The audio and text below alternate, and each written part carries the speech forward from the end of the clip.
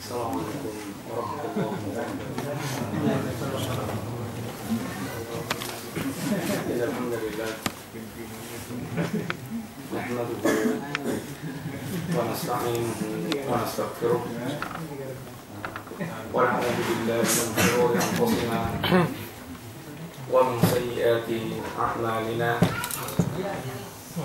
May yahdihillahu fala mudilla lahu wa may yudlil fala hadiya lahu.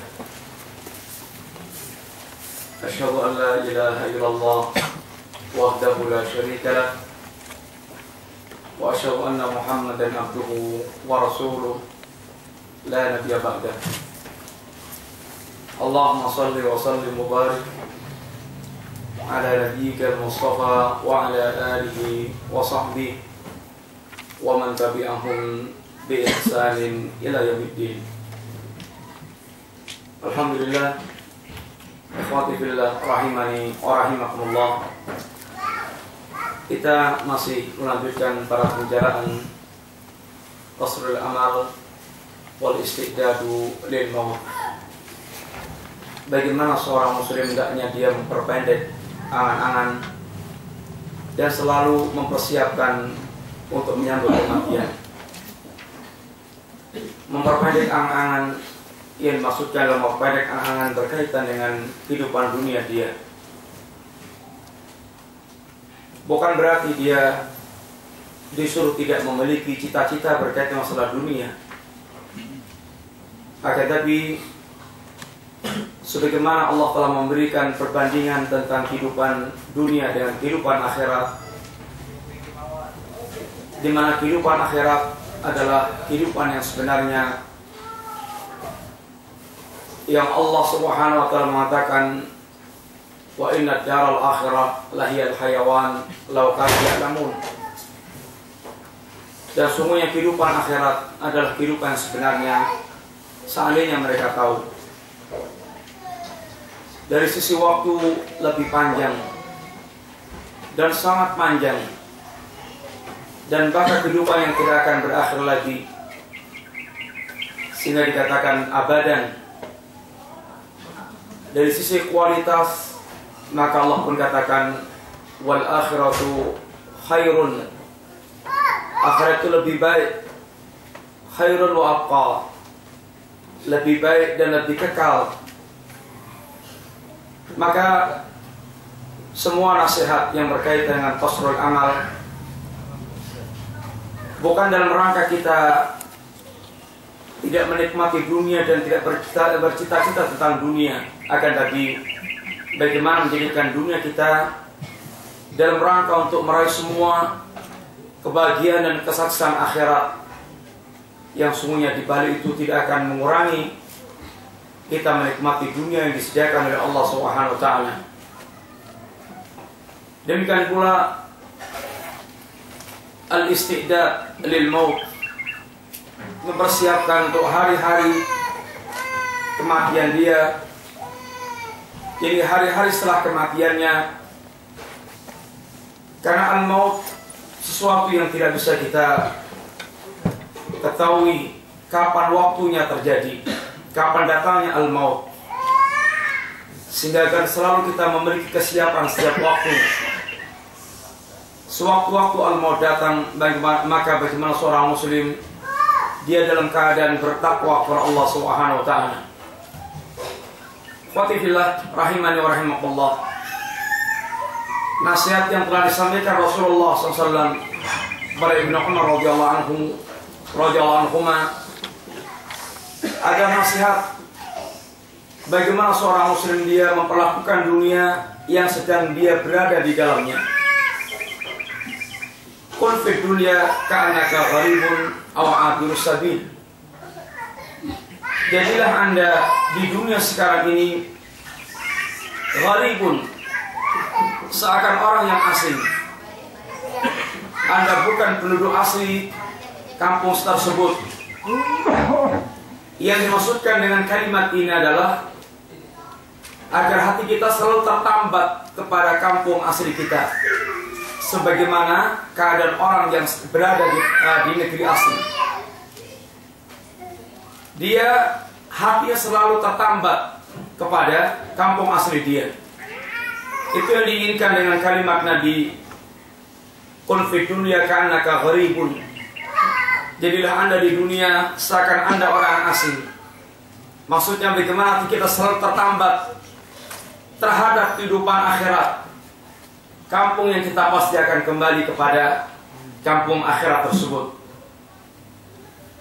Abir sabil, atau kita adalah seorang abir sabil, seorang musafir, yang dunia adalah satu di antara tempat yang kita lewati, yang kita akan meneruskan lagi perjalanan menuju tempat yang kita tuju, yaitu kampung akhirat.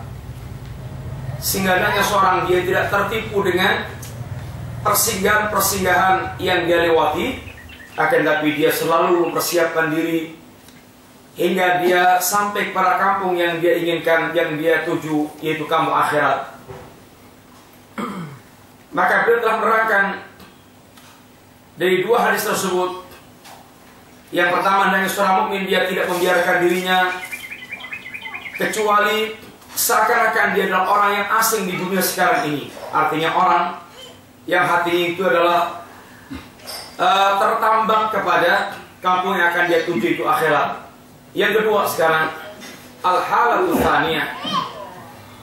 Ini keadaan yang kedua dari hadis tersebut, ayyatrukal mu'minu nafsahu fi dunya ka'annahu musafirun ghairu muqimun al-battah. Seorang mukmin hendaknya membiarkan dirinya di dunia sekarang ini seakan-akan dia musafir, seakan dia seorang yang sedang mengadakan perjalanan safar, ghairu muqim, yang bukan orang yang mukim, bukan penduduk setempat, bukan orang yang menetap di kampung tersebut, akan tapi dia adalah orang yang sekedar singgah sebentar dan dia akan terus meneruskan perjalanan.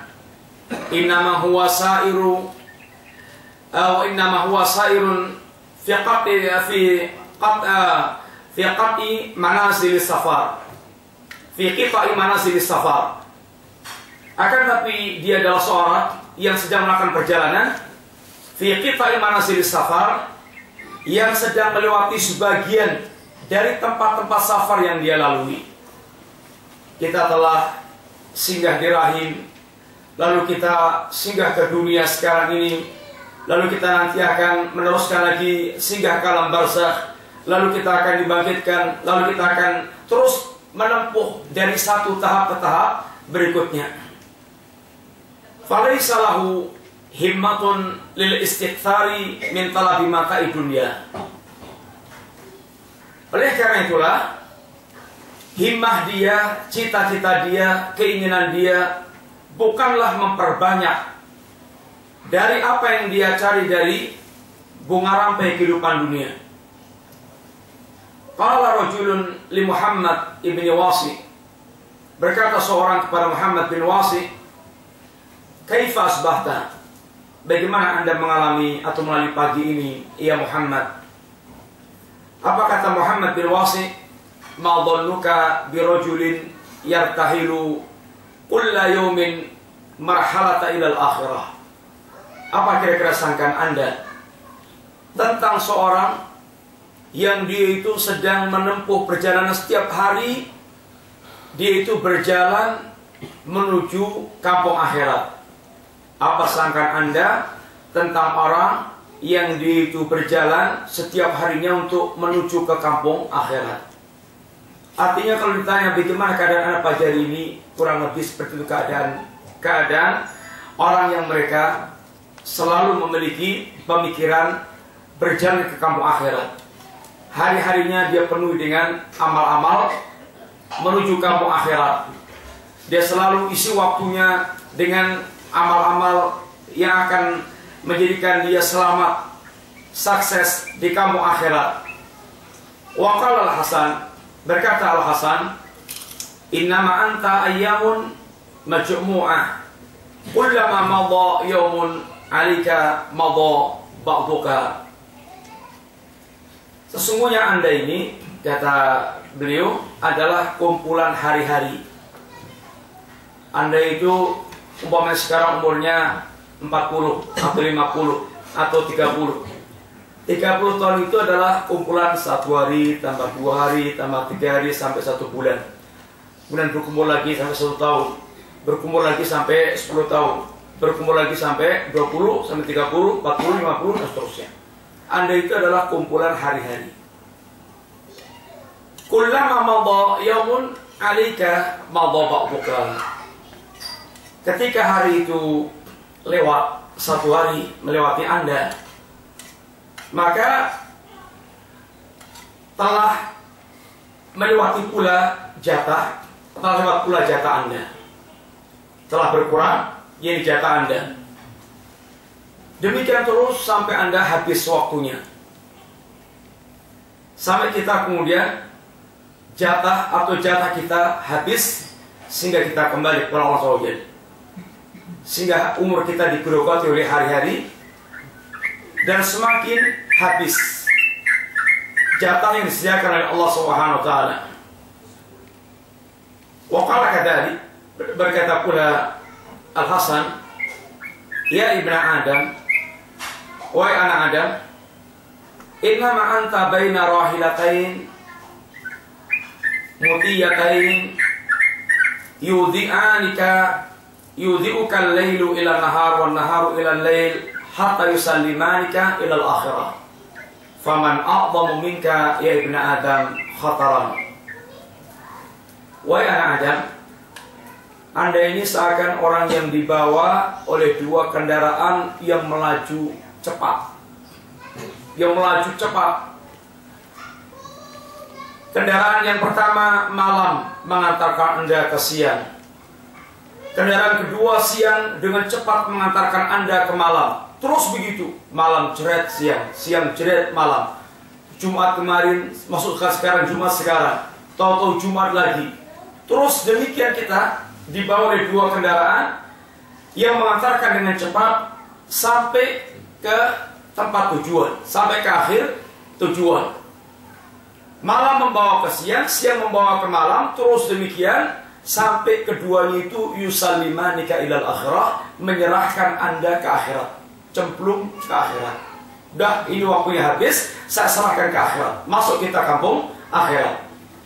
Maka siapa lagi orang yang lebih besar bahaya dibandingkan Anda, wahai anak Adam? Karena begitu Anda diserahkan ke kampung akhirat, imma Anda adalah ashabul jannah, wa imma Anda ashabul nar. Yang Allah katakan, la yastawi ashabul nari wa ashabul jannah, ashabul jannati humul faizun. Ashabul nar itu tidak sama dengan ashabul jannah. Ashabul jannah humul faizun. Ashabul jannah itulah orang yang beruntung dengan surga yang dia tempati.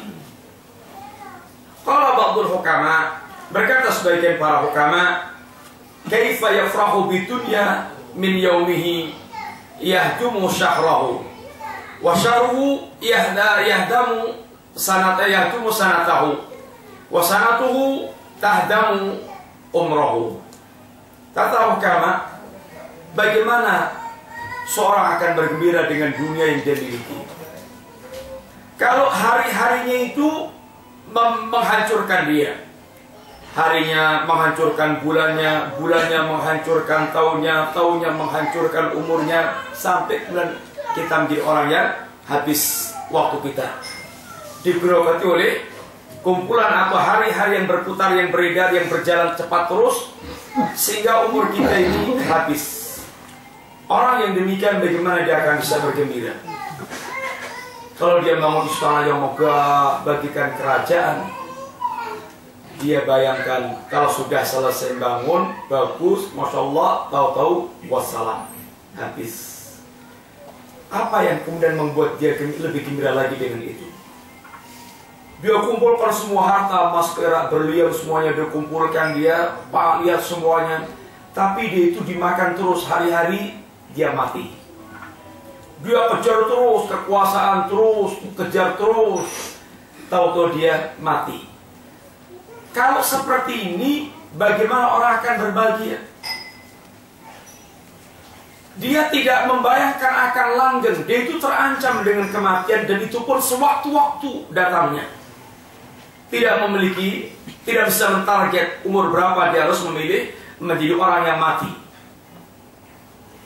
Wa qala al-Fudail ibn Iyad li rajulin. Berkata Fudail bin Iyad kepada seorang, "Kam atak alik?" Bapak ini sudah berapa umurnya? Berapa umur yang telah mendatangi bapak ini? Kata orang ini, "Situ nasana." Nah, umur saya sudah 60 tahun. Apa kata si Fudail? "Fa anta mundu sittina sana tasiru ila rabbika yushiku an tablugha." Kalau begitu Pak, berarti bapak ini sudah sejak 60 tahun yang lalu itu berjalan terus menuju Rabb, menuju Allah SWT, dan boleh jadi telah hampir sampai.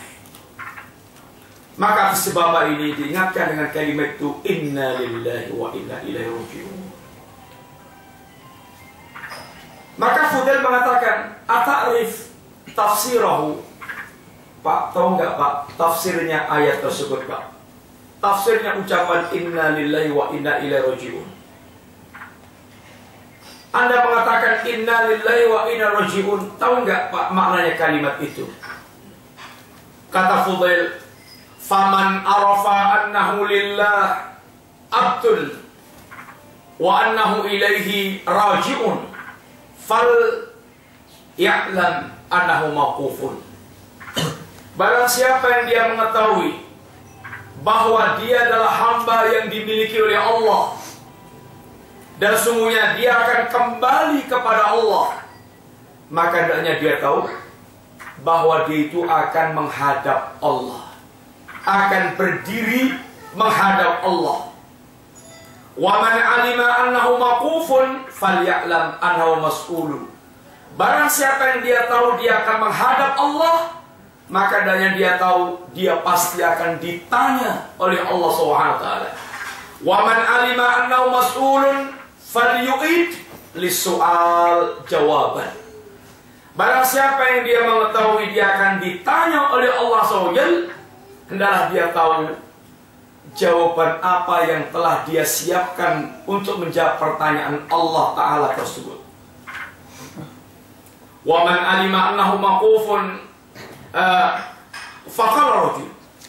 Setelah orang ini mendengar perkataan Fudail seperti itu, faman hilah, terus bagaimana ya Fudail? Terus bagaimana ya Fudail? Kata Fudail, yasiru, gampang. Gampang. Qal mahya, apa itu ya Fudail gampang itu? Tuhsinu fima baqiya yaghfiru laka ma mada, fa innaka in asaqta fima baqiya ukhitta bima mada wa ma baqiya. Kata Fudail, kalau sisa umur Anda itu Anda berbuat baik, maka Allah akan mengampunkan Anda.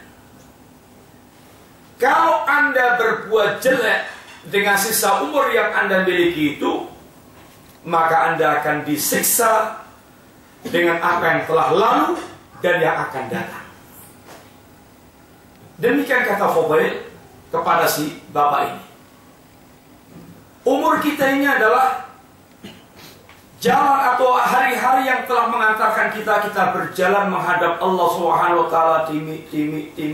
Tahu-tahu sudah 60 tahun, tahu-tahu sudah 50 tahun, tahu-tahu sudah 70 tahun. Yang boleh jadi sudah sangat dekat saat kita untuk menghadap Allah SWT. Dan pasti kita akan menghadap Allah, dan pasti kita akan ditanya oleh Allah. Maka persiapkan jawaban Anda terhadap pertanyaan Allah SWT. Maka apabila umur kita yang tersisa ini kita berbuat baik, memperbaiki tauhid kita, memperbaiki ibadah kita, memperbaiki akhlak kita, insya Allah yang telah lalu akan diampunkan Allah, yang akan datang pun Allah akan dijaga oleh Allah sampai kita mendapatkan husnul khatimah. Tapi kalau sudah umur kita sudah 60 tahun, seperti yang kemarin dibawakan dalam hadis Nabi, Allah telah memberikan udzur kepada seorang itu 60 tahun. Kalau sampai umur 60 nggak ada tanda-tanda baik pula, sudah bau tanah umur segitu, kemudian dia tidak pula ada tergerak berbuat baik, berubah agama dia, ini alamat buruk. Alamat buruk. Apalagi sudah 60 tahun, minta maaf, tambah bagusi. Wah, dandan terus, ngilang-ngilu, dandan terus. Sehingga tambah jadi-jadi, tambah menjadi-jadi, tua-tua keladi, tambah tua, tambah jadi. Ini alamat buruk yang seperti itu.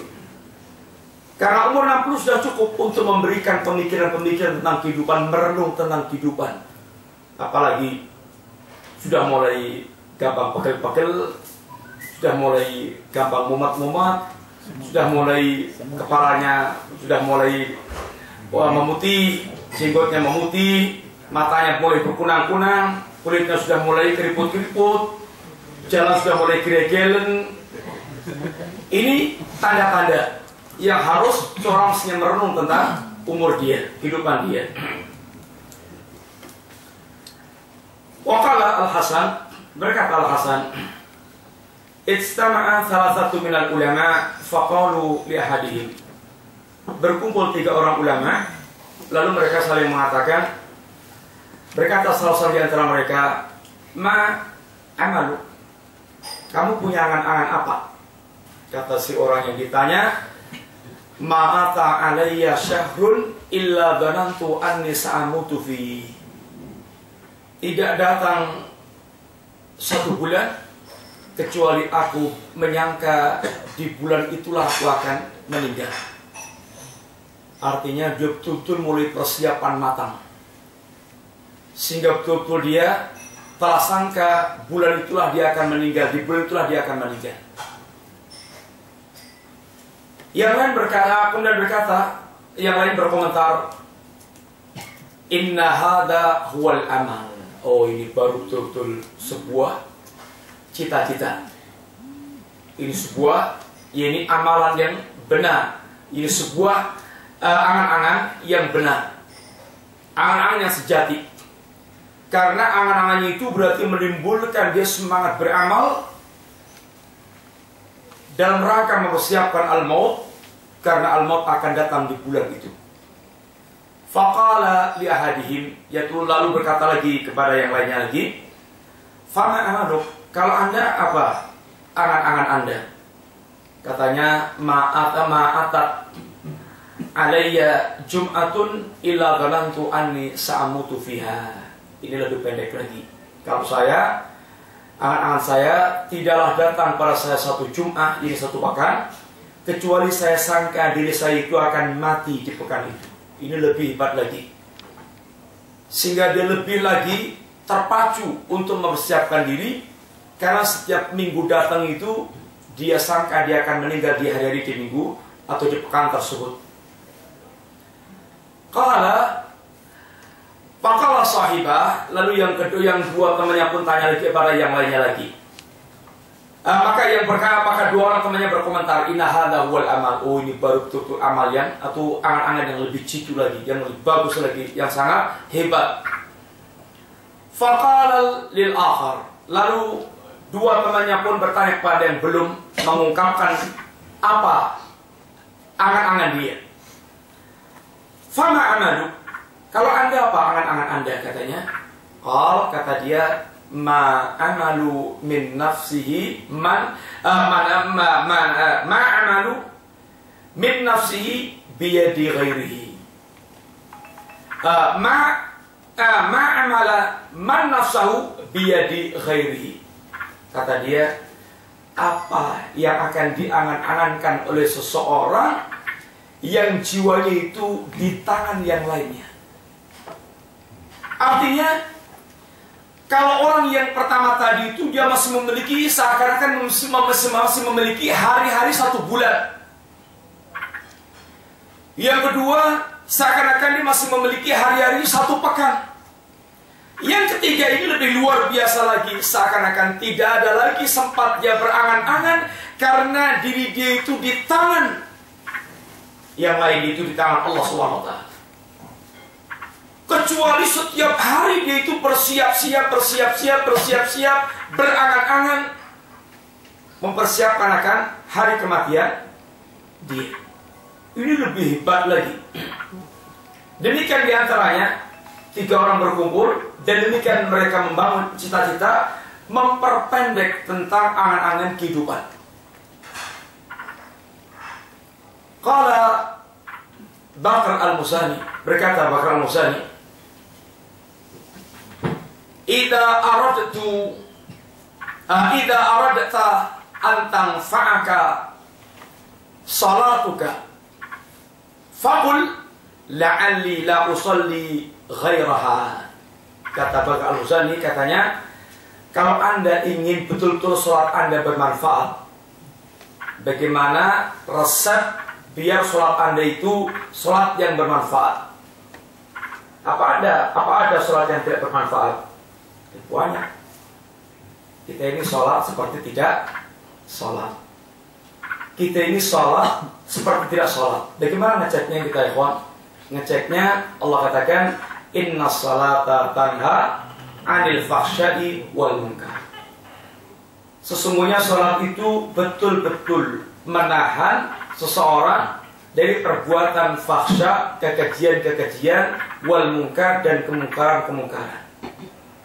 Orang yang dengan sholatnya ternyata dia belum mampu untuk mencegah al-fahsya wal munkar, itu seakan-akan dia belum sholat. Jasadnya memang sholat, tapi hatinya seakan belum pernah sholat. Jasadnya berdiri ruku sujud, iya betul, sampai jidatnya hitam, tapi hatinya itu seakan-akan belum pernah sholat. Setiap sholat itu lari ke sana kemari, lari ke sana kemari. Tahu-tahu salam selesai, bubar gitu saja.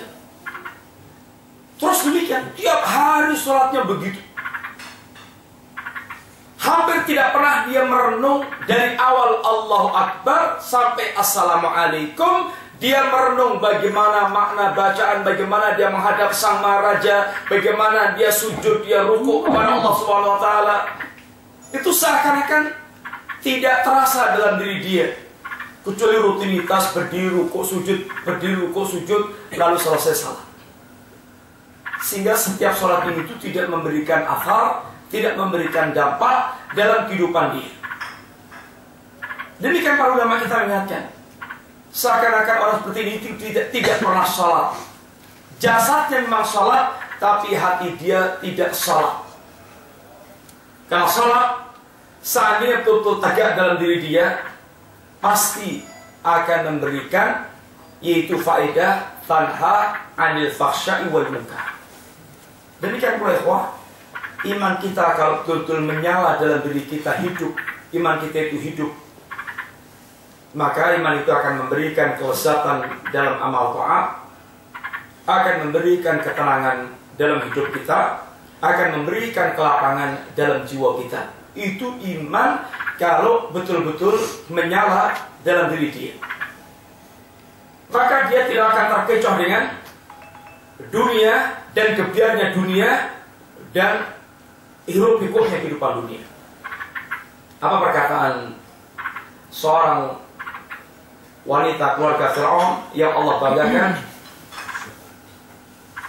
Wa daraballahu mathalan lilladzina amanu imra'ata fir'auna idh qalat rabbi ibni li indaka baitan fil jannah wa najjini min fir'auna wa amalihi wa najjini minal qaumidh dhalimin.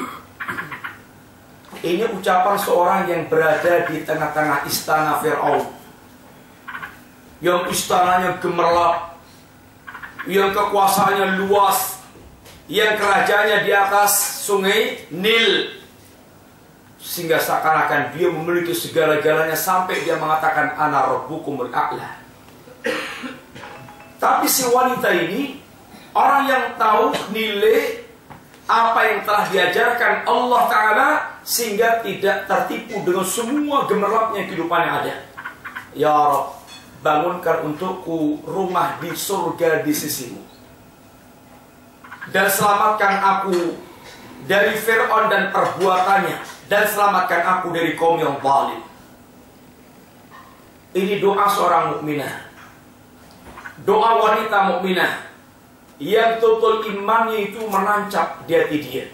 Dan begitu iman apabila betul-betul menancap, hidup, tumbuh, berkembang dalam hati seseorang. Aqama Ma'ruf al-Qurhi as-salata. Ma'ruf al-Qurhi, dia sedang melakukan salat atau menegakkan salat. Thumma qala li rajulin taqaddama fasalli bina.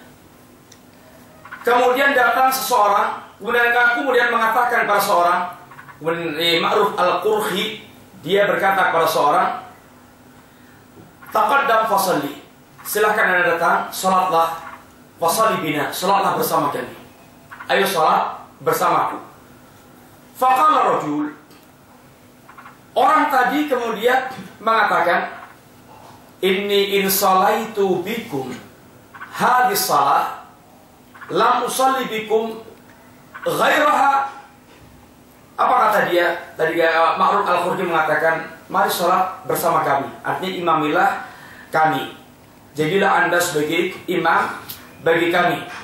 Taqaddam, silahkan anda maju menjadi imam, mengimami kami.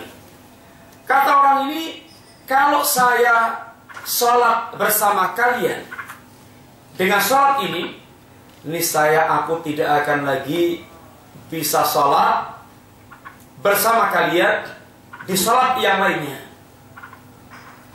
Qala Ma'ruf, berkata Ma'ruf, wa anta tahaddatha nafsaka wa anta tahaddatha nafsuka annaka tusalli salatan ukhra, na'udzubillah min tulil amal fa innahu yamna'u khairal amal.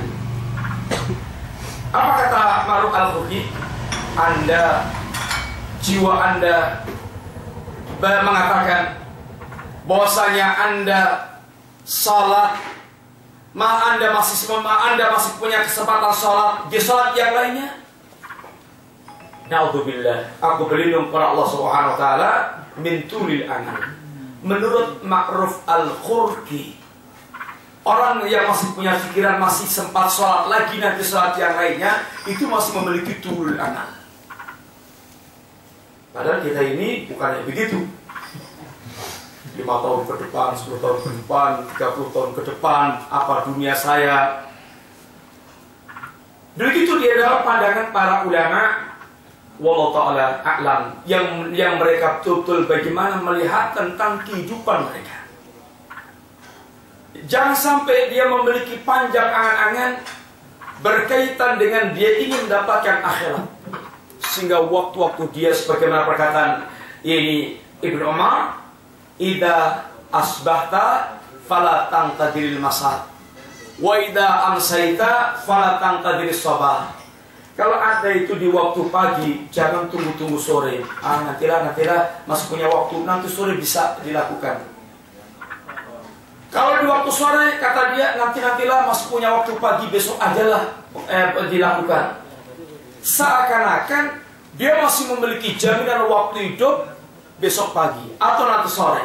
Ini namanya tulul amal, masih memiliki panjang angan-angan, seakan dia masih memiliki waktu untuk melakukan berbagai macam hal yang dia lalu sia-siakan waktu yang ada untuk segera mempercepat amal dia. Karena sungguhnya tulul amal akan mencegah kebaikan amal. Orang yang berangan-angan panjang itu akan menahan dari beramal baik. Menunda-nunda akan terkena penyakit taswif. Nantilah. Begitu. Sehingga tulul amal akan menahan atau akan menghalangi seorang dari melakukan kebaikan amal, dari melakukan amal baik. Sekarang kita masuk as-sababu fitulil amal wa ilaju.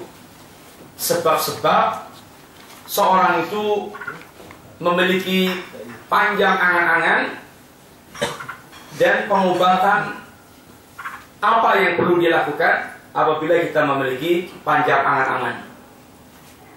I'lam, ketahuilah, inna tulal amali lau sababan.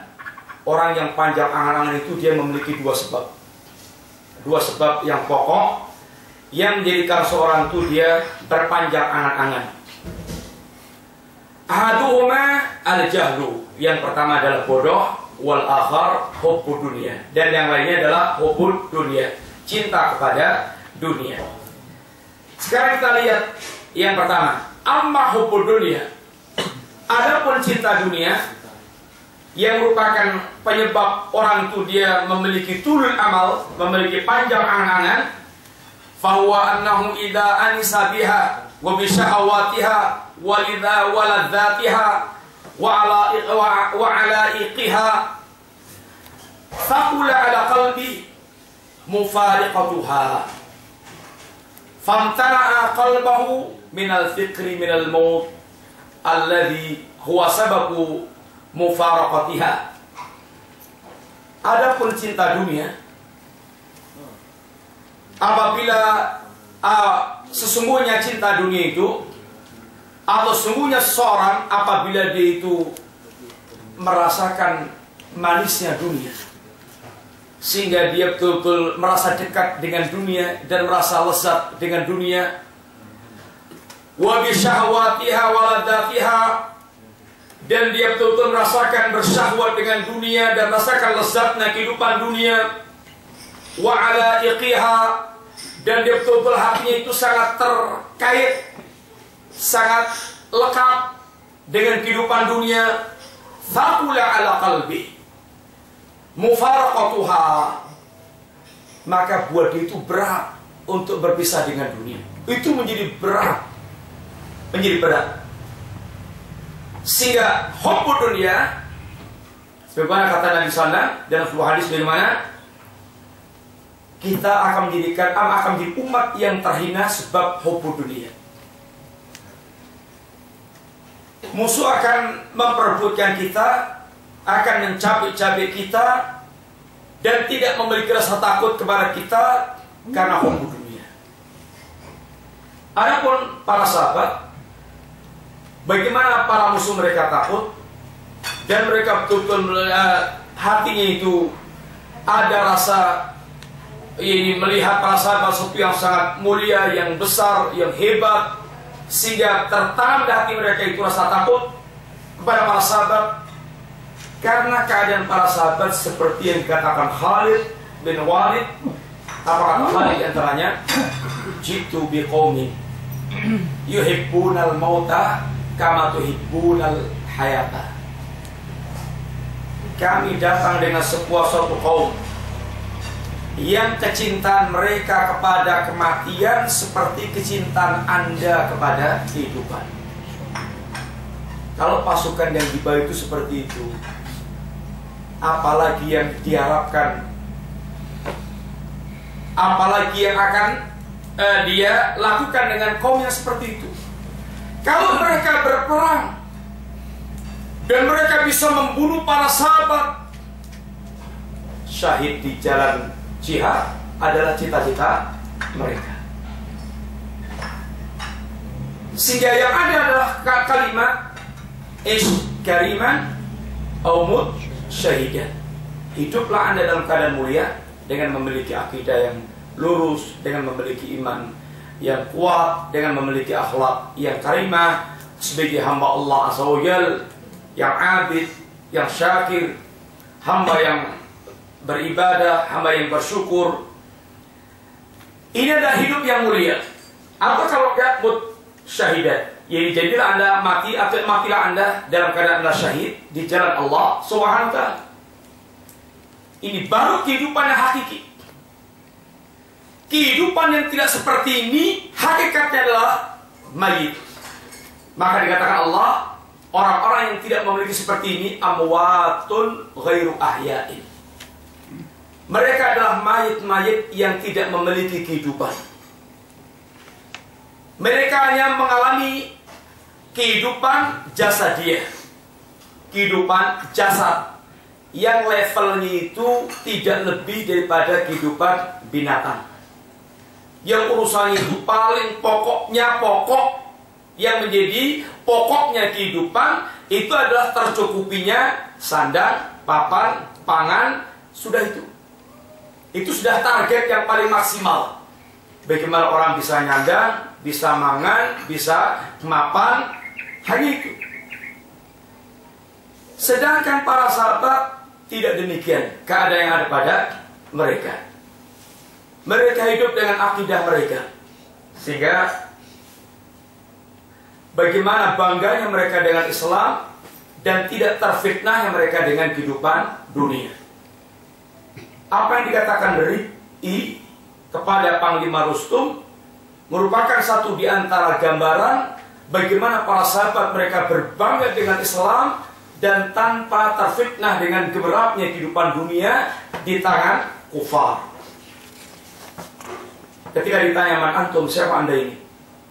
Kata Rib'i, "Nahnu qaumun ibta'atsanallahu liyukhrijan nas min ibadatil ibad ila ibadati rabbil ibad wa min jawlil atyan ila adlil islam wa min dzikri dunya ila si'ati dunya wal akhirah."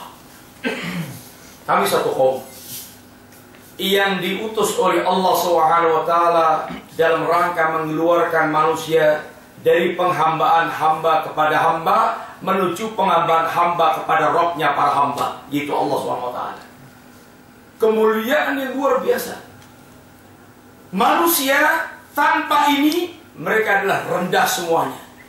Manusia menghamba kepada manusia, manusia menghamba kepada jin, manusia menghamba kepada kerbau, bahkan manusia menghamba kepada ini makhluk-makhluk yang ada kepada kuburan dan semisalnya. Betapa rendahnya. Seorang mukmin yang berakidah, dia hanya menghamba kepada Rabbul Ibad, Rabbnya seluruh para hamba. Yang raja, yang malaikat, yang nabi, yang wali, apalagi binatang, semuanya adalah makhluk Allah SWT.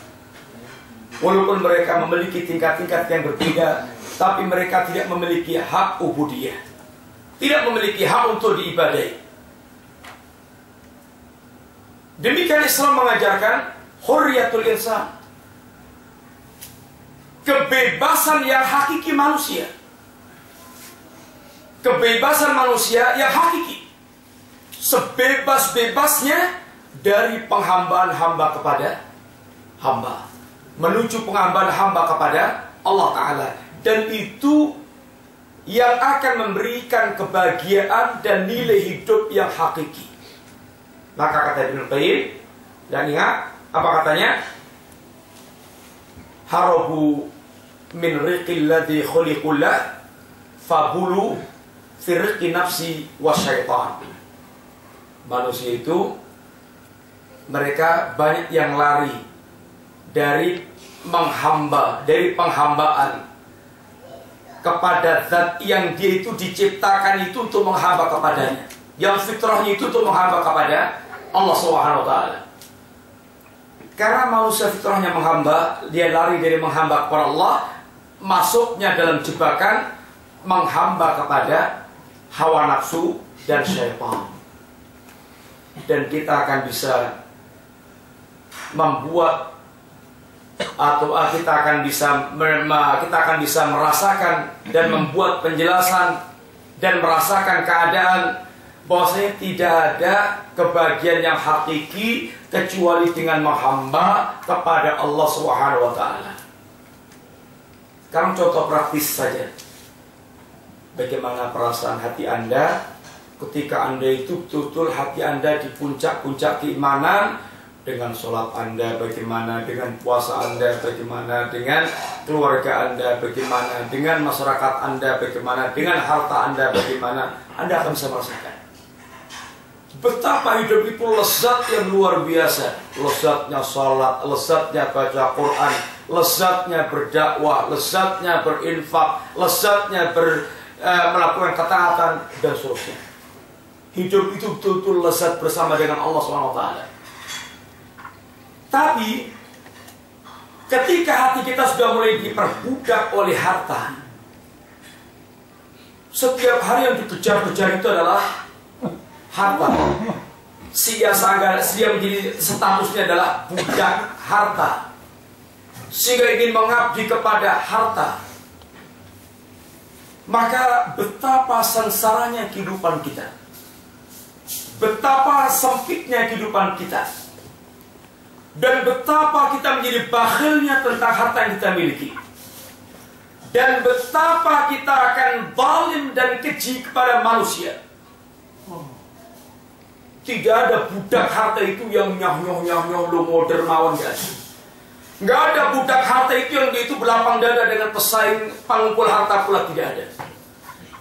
Tidak ada apa budak harta itu yang dia bersikap adil, tidak zalim dan mengumpulkan harta, tidak ada. Itu kenyataan hidup. Dan manusia bisa merasakan. Demikian pula ketika manusia menjadi budak-budak yang lainnya, apalagi budak syaitan, apalagi budak iblis, apalagi budak ini yang lainnya, syahwat dan semisalnya, tidak akan pernah bahagia yang hakiki kecuali menjadi budaknya Allah SWT. Karena fitrah manusia diciptakan Allah untuk itu.